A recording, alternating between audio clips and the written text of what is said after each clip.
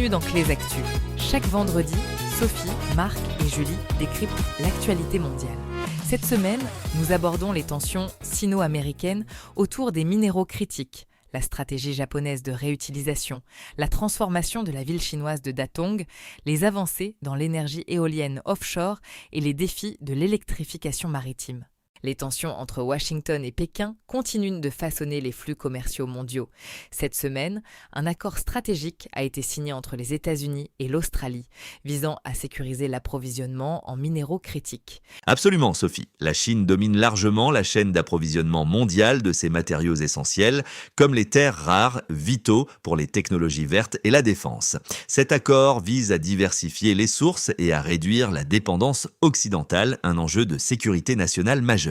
Sur le terrain, cet accord se traduit par des investissements dans l'extraction et le traitement en Australie et des garanties d'approvisionnement pour les industriels américains. L'objectif est clair, ne plus être à la merci des décisions de Pékin, qui contrôle une part écrasante de ses ressources. Au Japon, face à une économie qui cherche de nouveaux leviers de croissance, une tendance se dessine, la promotion active du marché de la réutilisation comme modèle de consommation durable. C'est une réponse intelligente aux défis environnementaux et économiques. En encourageant la seconde main et la réparation, le Japon espère réduire le gaspillage, créer de nouvelles opportunités d'emploi et stimuler une économie circulaire, tout en diminuant la pression sur les ressources. On voit fleurir des plateformes en ligne et des boutiques physiques dédiées. Des entreprises comme ASICS envisagent déjà d'accroître leurs ventes en Inde, mais au Japon, l'accent est mis sur la durabilité et la réduction de l'empreinte écologique, transformant le jetère en réutilisé. Changement de décor, direction la Chine, où la ville de Datong, ancienne cité minière, est devenue une destination touristique surprenante, attirant notamment les citadins de Pékin. C'est le résultat d'un projet d'urbanisme radical initié il y a une quinzaine d'années.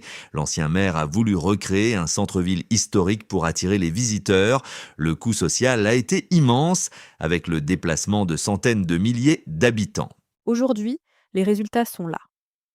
Des hôteliers comme Wu Hongli voient leurs établissements remplis, notamment pendant les périodes de congé. La ville a réussi sa transition, même si la question de l'authenticité d'un patrimoine entièrement reconstruit reste posée. En France, le développement de l'énergie éolienne offshore, pourtant crucial pour la transition énergétique, est ralenti par une crise politique qui paralyse le pays. L'instabilité gouvernementale a bloqué des textes essentiels comme la programmation pluriannuelle de l'énergie, créant une incertitude réglementaire qui effraie les investisseurs.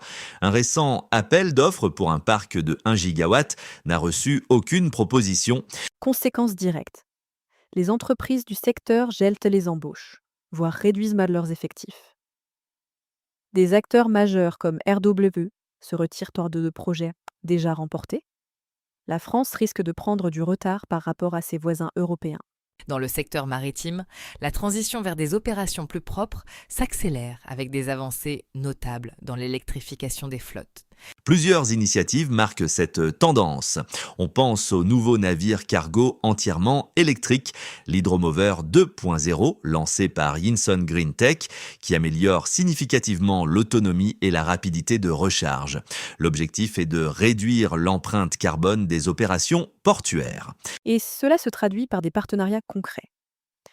Yinson Green Tech a signé un accord de déploiement aux Émirats arabes unis et des projets comme celui de Golar LNG en Argentine, avec une unité flottante de gaz naturel liquéfié, montrent la voie vers une logistique maritime plus durable et plus efficiente.